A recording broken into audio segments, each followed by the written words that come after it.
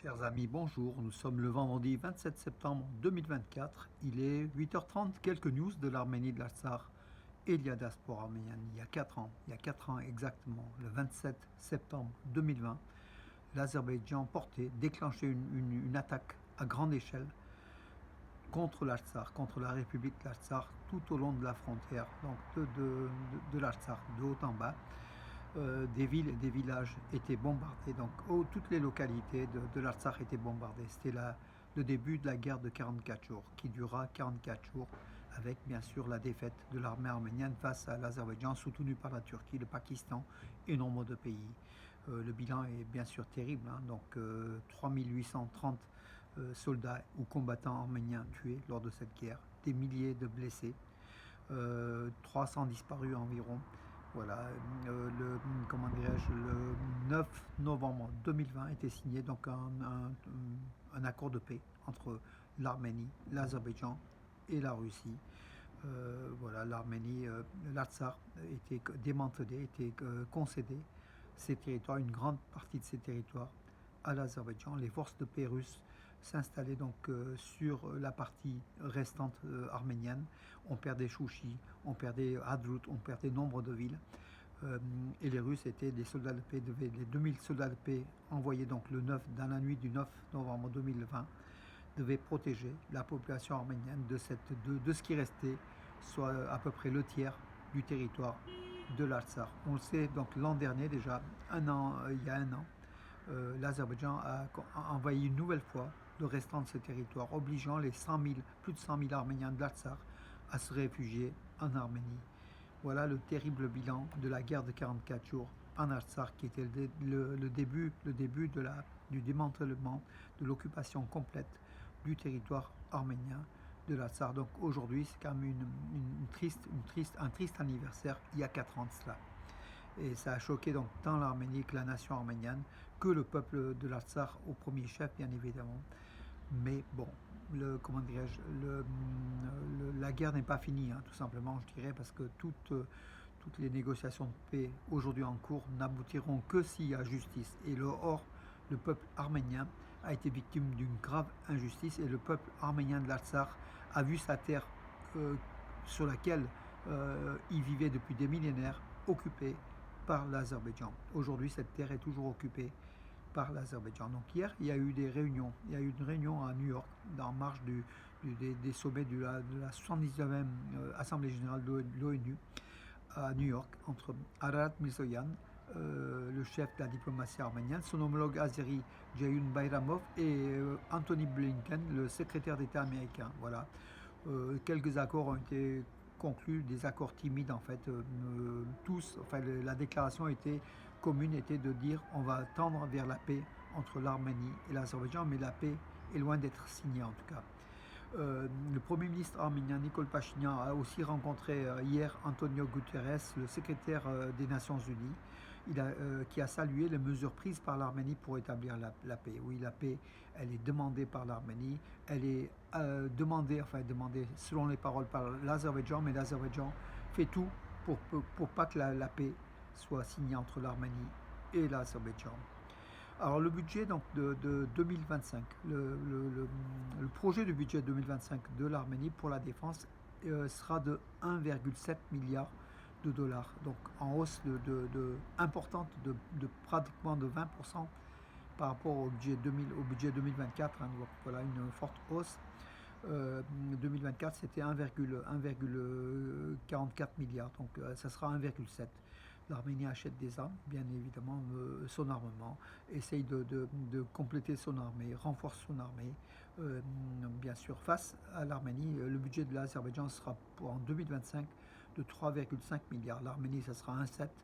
L'Azerbaïdjan 3,6 milliards, donc soit pratiquement plus du double du budget de l'Arménie, mais l'équilibre, l'Arménie arrive quand même maintenant à se rapprocher. Donc avant, le budget était beaucoup plus déséquilibré. Aujourd'hui, l'Arménie met les moyens dans son budget pour la défense, parce qu'elle sait que la défense de l'Arménie est primordiale pour la sécurité de la nation arménienne, des 3 millions d'Arméniens de la République d'Arménie. Le montant des subventions accordées par les États-Unis, qui sont validées par le gouvernement arménien hier du gouvernement arménien a validé ce budget d'accord financier, de soutien financier des États-Unis à l'Arménie. Ça atteindra donc 250 millions de dollars pour 2024. Voilà, 250 millions de dollars contre avant c'était 30-40 millions, c'était pas beaucoup, mais bon, 250 millions, que représentent 250 millions aux milliards accordés par les États-Unis à la Turquie, qui pourtant est un État dictatorial. D'ailleurs, Samantha Power, donc la chef, la présidente de l'USAID, le département d'État américain pour l'aide, a affirmé fournir encore 20 millions de dollars supplémentaires à l'Arménie pour l'installation de la démocratie et tous les processus liés à justement la démocratisation du pays. Samantha Power, qui s'était rendue il y a quelques semaines en Arménie, qui a constaté les progrès réalisés par l'Arménie sur la voie de la démocratie. La compagnie aérienne arménienne Armenian Airlines assurera des vols réguliers entre Yerevan et Volgograd, un vol par semaine. Voilà, donc cette compagnie Armenian Airlines arménienne reprend du tonus, qui avait dans un certain temps pratiquement cessé ses vols. Aujourd'hui, cette compagnie Armenian Airlines reprend ses vols réguliers sur plusieurs destinations, notamment sur la Russie. Voilà mes amis pour aujourd'hui. Donc en tout cas, je salue Geneviève Closier-Boyadjian.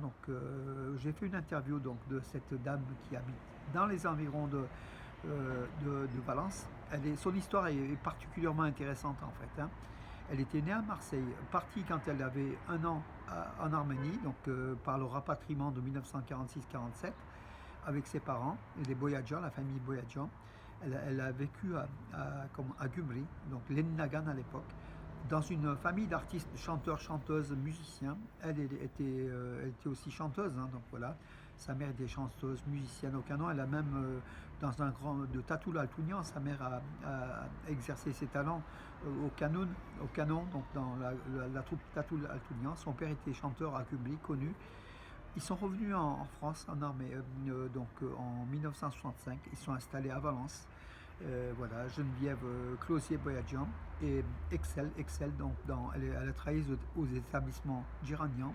Et puis elle excelle dans la couture et dans la broderie. Elle fait des broderies liées à l'Arménie avec des phrases, par exemple d'Anatole France, liées à l'Arménie. Donc c'est une passion de l'Arménie qui ne l'a pas quittée. D'ailleurs, cette Geneviève Closier-Boyadjian a fait un CD-ROM de ses chansons arméniennes. Elle chante parfaitement en arménien en fait. Voilà, donc sa sœur est aussi professeure de piano en Allemagne. C'est une famille d'artistes. Voilà. Et elle va offrir à des associations arméniennes ses broderies pour des œuvres au profit de l'Arménie et des Arméniens. En tout cas, c'est une bonne chose. Et puis, elle est capable, elle peut aussi apprendre l'art de la broderie, donc des thèmes arméniens sur des brodés à ceux qui désirent. Donc, j'ai donné dans son interview, que vous pouvez trouver d'ailleurs sur les réseaux sociaux, sur mes pages Facebook et surtout sur Nouvelles d'Arménie Magazine, Arménews. Sa longue interview, elle est très intéressante. Lisez, beaucoup d'entre vous se reconnaîtront en elle, la connaîtront et se reconnaîtront en elle. Ce sont les Arméniens qui ont été, qui ont rejoint la mère patrie à l'appel de Staline, de l'Union soviétique, et qui sont revenus après l'échec en fait de cette installation en Arménie, mais qui sont proches de l'Arménie, puisque Geneviève Closier-Boyadjian aide de l'Arménie à sa façon. Elle s'est rendue plusieurs fois en Arménie, notamment avec son mari défunt qui était d'origine française, donc André, et qui a découvert l'Arménie, qui était amoureux de l'Arménie, qui voulait y retourner. Par contre, malheureusement, il nous a quittés il y a 4 ans de cela. Voilà mes amis, des histoires ainsi, il y en a beaucoup, mais lisez vous verrez, c'est la vie tout simplement, c'est le lot de l'histoire des Arméniens, justement, entre la mère patrie, l'Arménie, la France ici, donc le pays d'adoption, le pays de naissance aussi pour Geneviève Closier-Boyadjian, mais qui retrouve ses racines donc à travers ses œuvres qu'elle exécute. C'est l'expression de son arménité et elle veut aider par cela, elle veut faire une action, quelque chose, que chacun amène sa pierre, mes amis, comme elle. Vous êtes nombreux et nombreuses à vouloir mettre votre art, vos compétences au service de l'Arménie et des Arméniens.